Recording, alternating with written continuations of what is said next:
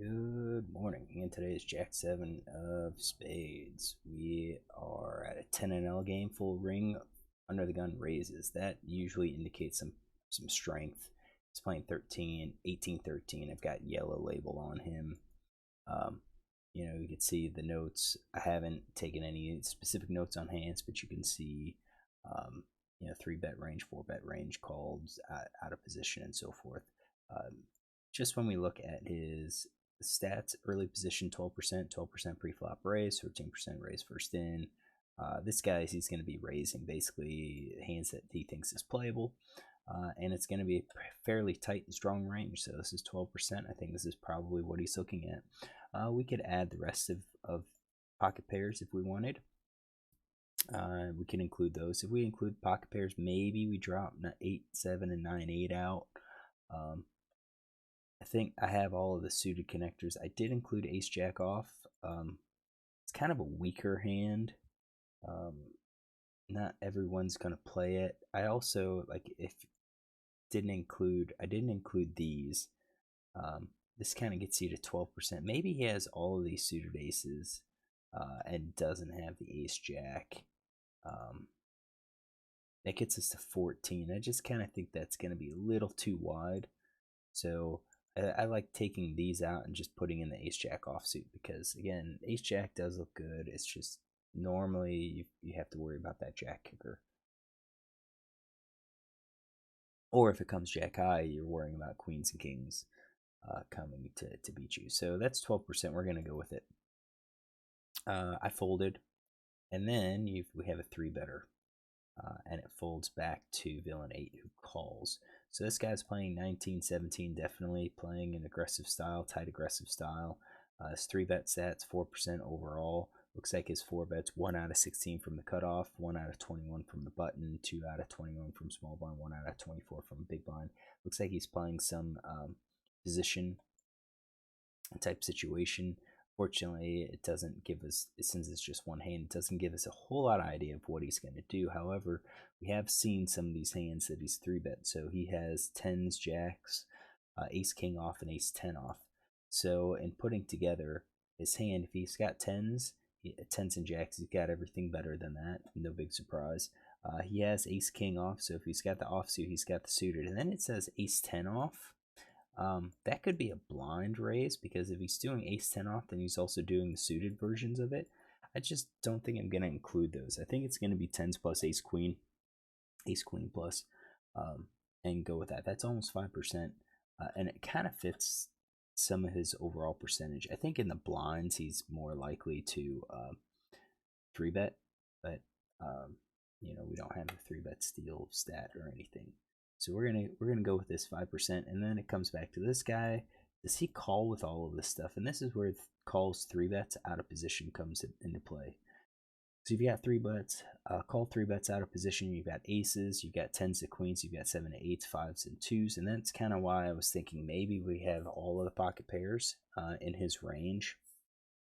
It gives him the opportunity to call with the pocket pairs. He also has ace 6 suited, ace 8 suited. Again, those are your suited aces that I was considering. And then you have 10-9 suited and ace queen off. So I do think we've got, other than this ace jack, we probably have the correct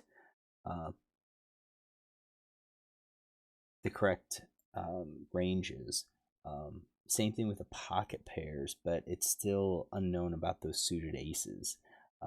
We do have a 4-bet range. 4-bet range is aces, ace queen. So we do know he has called. So I am going to scale these and say 50% of the time he would have 3-bet. So he's 3-bet with ace queen suited. I assume he would do the same with ace king suited and ace king offsuit. And I think those are probably going to be the hands that are 50%. Maybe he calls, maybe he raises. Queens are kind of, maybe we'll say 75% that he would just call with queens, and the other 25 he would raise. So I think we're going to be good. I'm going to leave all the rest of these hands. Basically, he entered the pot, and now he's going to see a turn. I don't think that's correct. You're under the gun. Your raise should be pretty good strength, and somebody 3-bet you, and now you're going to be out of position. You really have to tighten up. You're looking at basically having to fold these smaller pocket pairs maybe playing eights plus. You're going to be four betting aces. You're going to sometimes four betting like the kings and the ace king, and then like queens, jacks, tens are probably all just going to be checks or calls, because again, you've already demonstrated strength, and now with him three betting, he's demonstrating even more strength. And it does look like both of these players seem to be okay players based on their stats. Overall, this guy's up $3. This guy's basically even. All right, so we see a board of queen 10-8 with two diamonds. Whoops. Let's get the correct suits. Queen 10-8. Now at this point, I'd assume villain 8 would check here to the pre-flop aggressor, and villain 4 bets. Villain 4 bets, I think it's going to be betting kind of a good range. I think top pair plus is definitely in his range here.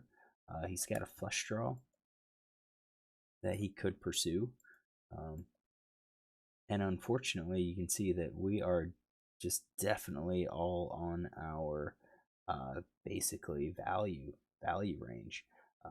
Thing with this board is that you're hoping to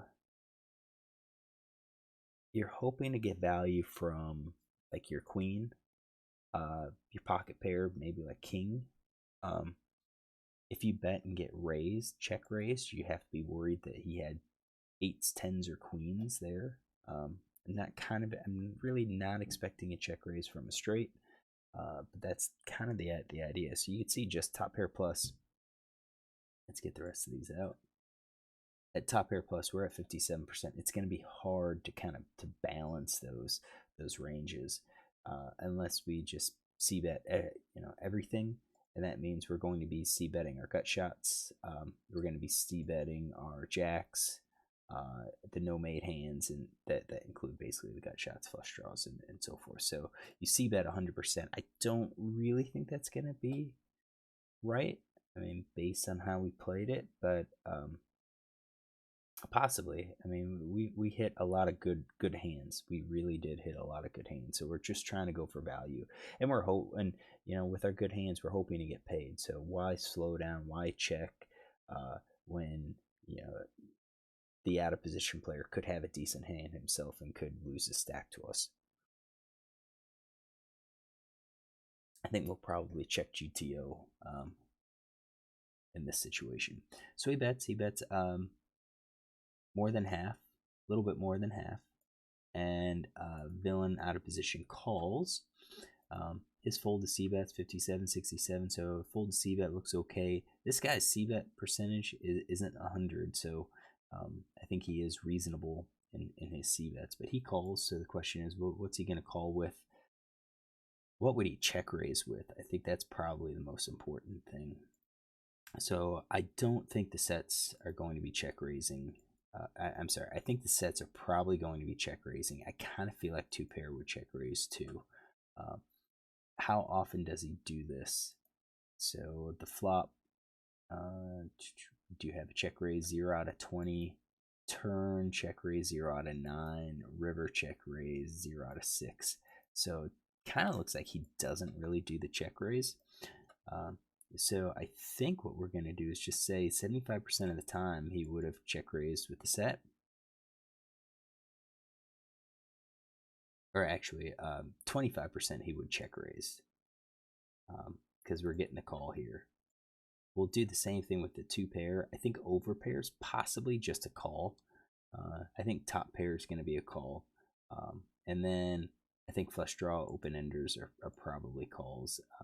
I think it'd be kind of crazy for him to call with like gut shots and everything on this board. It's not unheard of. I mean, he could, like ace king, he could call just to see what villain does on the turn.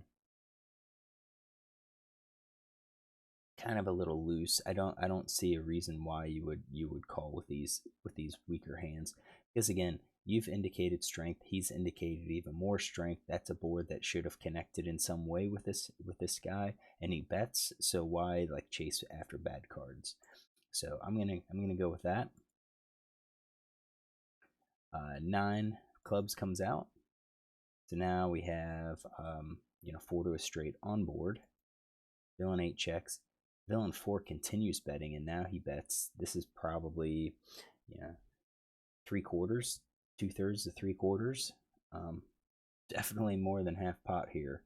And we get this guy to call. So he bets again, and the question is, would he really bet with a top pair type hand that large? I don't know. I think the straight's betting, the set's betting. Not sure about the overpair or the top pair at this point. Maybe he's thinking king queen ace queen. In which case, yeah, the overpair kings and aces might continue betting. Let's see bet stat. Let's see return. Turn aggression factor still a lot, 62%. So it looks like he just continues firing. So maybe he does bet all of these hands, including the flush and the gut shots. And the gut shot would be like ace king. I just don't. I don't like it, but I can see that that's kind of keeping in a draw in his range. So top pair plus. Let's say he does continue betting this again, and then you've got villain that calls again, and again, I'm saying just straight up top pair plus. Would he check raise with a straight?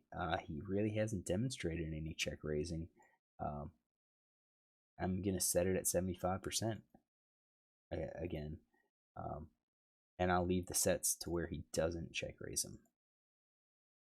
2 of diamonds comes out.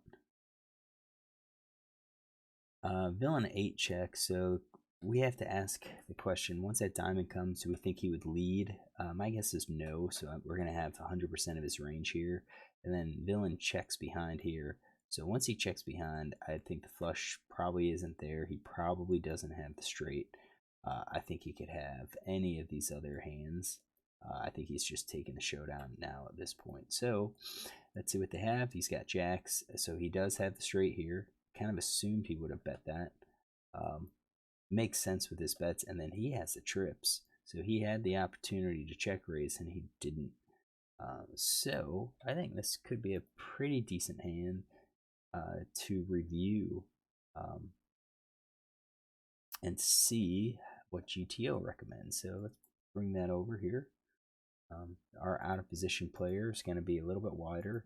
And that's tricky. We don't know if he was actually going to call with this wider range. We really don't know. And again, the queen's in there, so that kind of makes sense, but we don't know about some of this other stuff. So we're just going off of what we think of various ranges. All right, so starting pot 17.5. Effective stacks 129. Okay, we built the tree. Oops, let's see here. Build tree. We'll build a new tree. Yeah, I guess we'll leave the 75%. So we're going to import the tree. We're going to make sure he checks first. And then we're going to give him opportunity. I don't think. All right, let's see here. All right, I don't think that bet was the bet. We're going to calculate the bet here. So 9.1 over 17.5. That was about 50%. So we'll say 50%.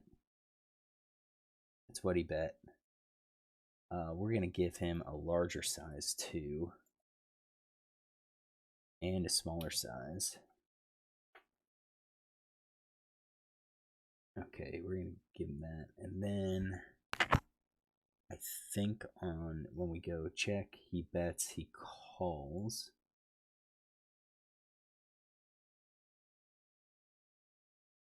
We're going to assume he's probably going to check everything, and then he's going to bet. He bet 17. That's a 50% bet. Yeah, we're going to change this. Oh, how much was this? This was 25. 35.7. So it changes to 75%.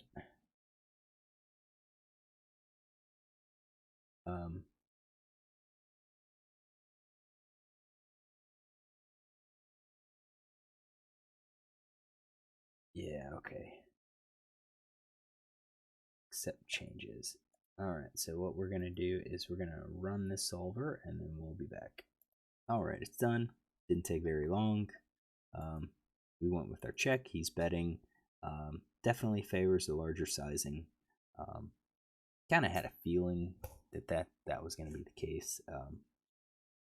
This is a board that kind of hits us, and you can see that villain's going to be betting all of this stuff. Sets, overpair, top pair. He had jacks, so you can toss in some checks here, but if you're going to toss in the checks with jacks, you're probably also going to toss in checks with like some ace, queen, kings, aces, and so forth. Very few times, but this is definitely go for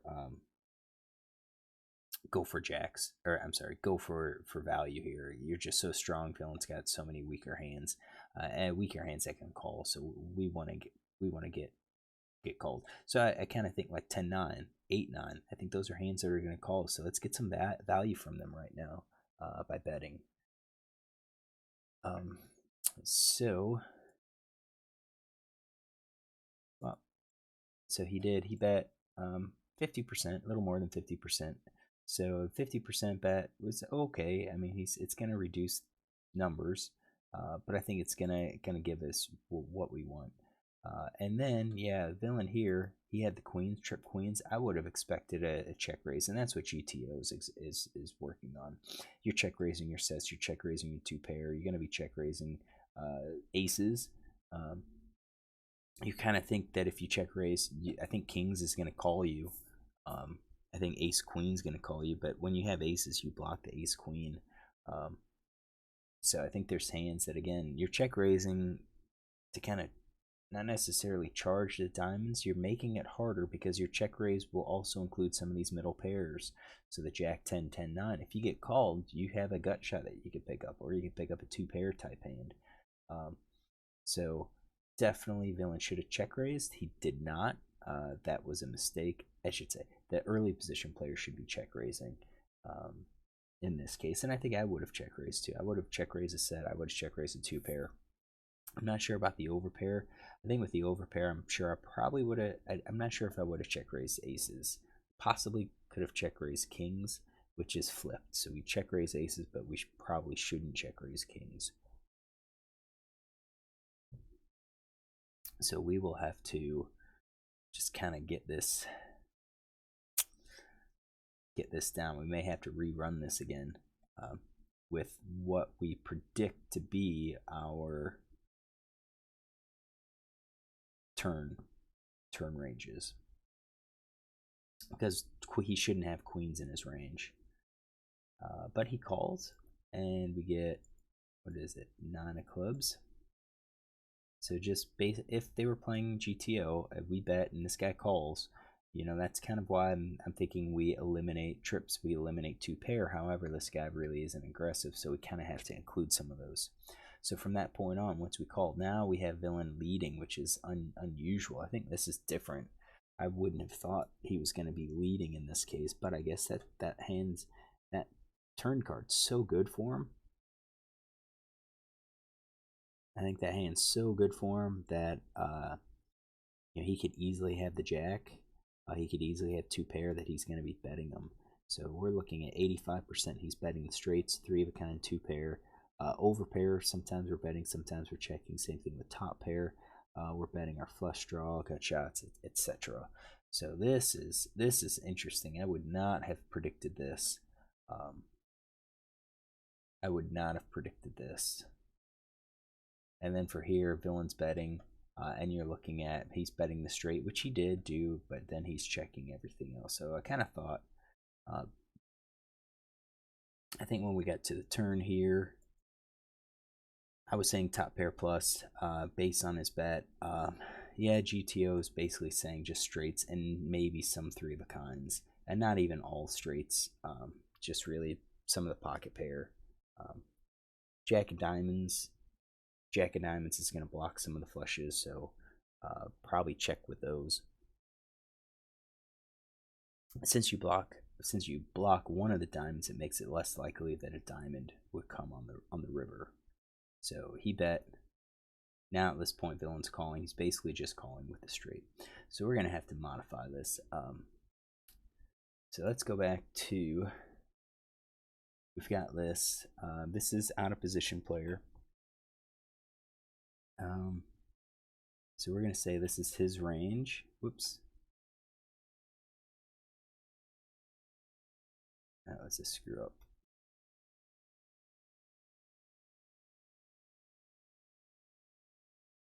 Okay, hold on. Control Shift T. There. We are out of position. Okay, that's his range. We basically have 100% of his range here. Okay, so we're gonna rebuild our tree.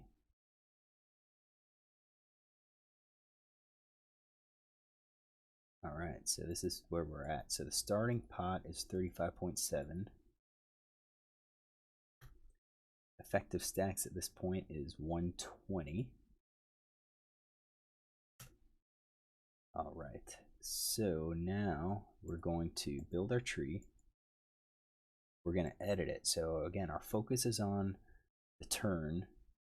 And from what I've learned, presumably, is when we're doing like the turn analysis, we have to get there with 100% of our range.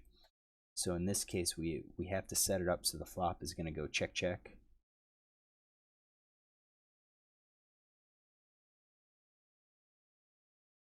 Hold on, that's import tree.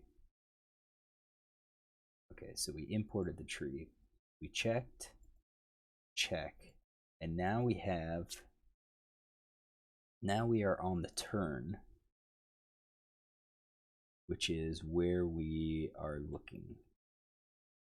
And I think here, so that was 75%.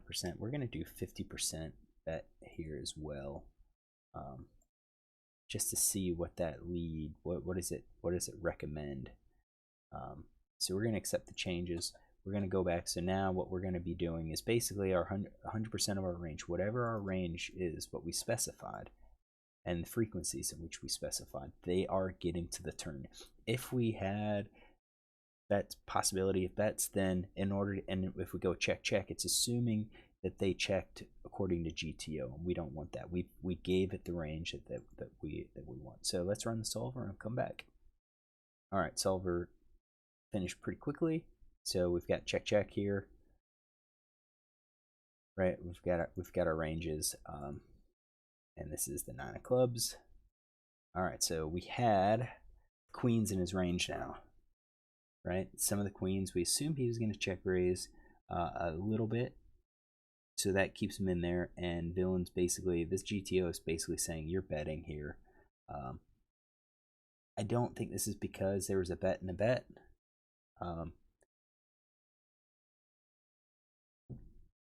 I don't think that was it at all.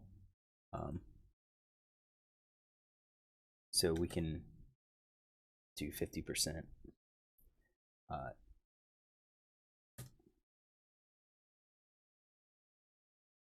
So there's always going to be a fold option here. We can check, we can bet. So if we bet, there's always going to be, I think there's always going to be a fold option. So we checked, and we can try this again. So we'd say 52%.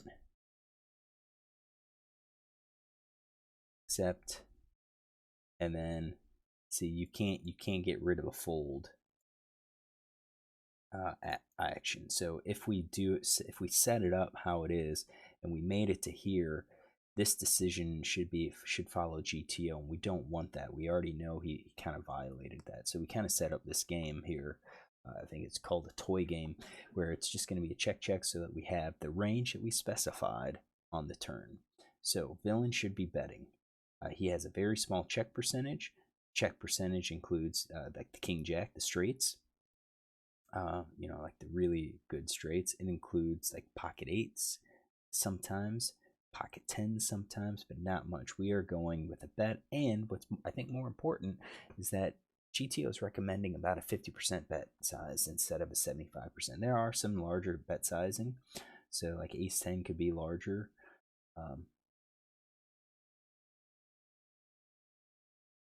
Ace 10, that's the diamond, it's going to be larger. King 10 is going to be larger, where you're betting basically, you know, flush draw here. But that's going to be balanced. That's going to be balanced against like the king jack of diamonds that we have and all of the other king jacks. Ace jack of diamonds, you know, you've got your straight, but then you also have your draw. So based on the play of the check, bet, call, on the turn, villain should be betting here a lot of the time, and that includes with the queen, because now, you know, the board really helps the caller. Yeah, he could have aces and kings, he could have queens and everything, but it is what it is. So he just checks, and I think we're going to have to edit this as well.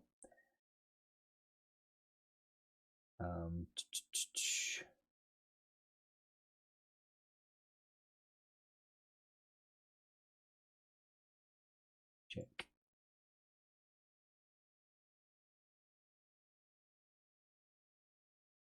Okay, we're gonna import tree. You've got the check.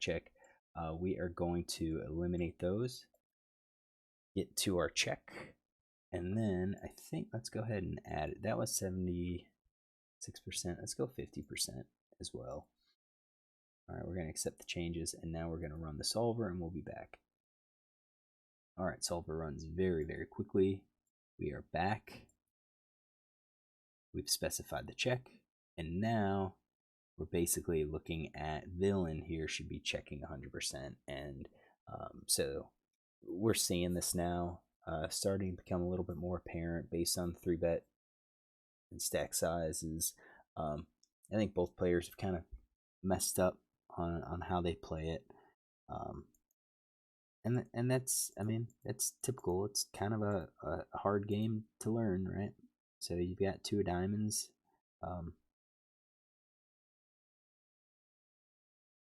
It was a check. He should be betting. Out of position should be betting. He's betting flushes, straights, sets. 2 pair. Over pairs is kind of a check. And once it goes check, then villain's checking behind, but straights should be a bet again. So yeah, overall, what can we say about these players? They both messed up. I don't mind check call. I think he has the I don't mind the call on the pre-flop. He could definitely have 3-bet that or 4-bet that, but he chose to call. I don't mind the jacks here. I mean, it was jacks versus queens. That's a situation. On this board, though, he bets. I think he can raise. Check raise it. It's going to challenge jacks. Jacks, in this case, possibly would have folded to a check raise, because he's going to have to give him credit for like an ace queen, maybe kings, maybe aces if you put those hands in his calling range pre-flop. If he just calls, then that 9's, you know, just rough. So you check raise it, the 9 comes, then I think the queens is going to be likewise checking it to the jacks, or actually probably leading a bit. And when he calls, I think we're done with the hand. We're hoping the board pairs, and if the board pairs, you're still probably going to get paid. This guy, he's betting. I think we saw on the turn, probably once that 9 gets out there, it's probably best just to go ahead and check. He does have the straight, so he can bet some of the time. So it fits with his betting, but I think most of the time I was off and thinking he's going to continue betting with trips and 2-pair and so forth. No, he's not. He's basically just only going to be betting with a straight at that point, and not even all straights. If you have the jack of diamonds, you can check and give a free card. So hopefully you enjoy this hand. There's a lot more into it. It seemed like a simple hand, but there's a lot of things that GTO suggests that neither the players followed, and quite frankly, I don't think I would have been following them either. So we learned some stuff, and that's why we do these hands. So hopefully you enjoy this. If you do, look tomorrow for another.